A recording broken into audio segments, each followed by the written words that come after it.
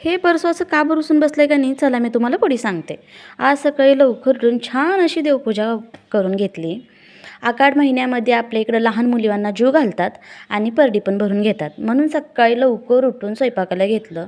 इकडे कुकरमध्ये भात लावले आणि परत इकडे डाळीला फोडणी पण मारून झाली होती.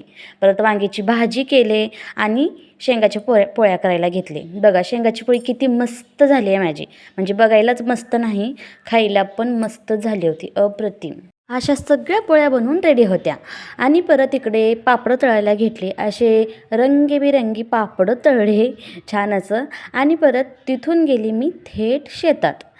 ही आमच्या शेतातली लक्ष्मी आहे. शेतातल्या लक्ष्मीची पूजा करायला गेले होते. शेतातल्या लक्ष्मीची छान अशी पूजा केली, ओटी भरलं आणि तिथून घरी आले. घरी येऊन परडीची पूजा केली. परडीला हळद कुंकू लावलं, फूल ठेवले. परत परडीमध्ये पीठ मीठ भरलं आणि जे नैवेद्याला घरात केले होते ते नैवेद्य दाखवले आणि परडीमध्ये दक्षिणा म्हणून 11 रुपये ठेवले आणि परत छान अशी आरती करून घेतली. आणि हा ह्याच्यासाठी रुसला होता की त्याच्या खिशामध्ये फक्त मी 11 रुपये ठेवले होते म्हणून.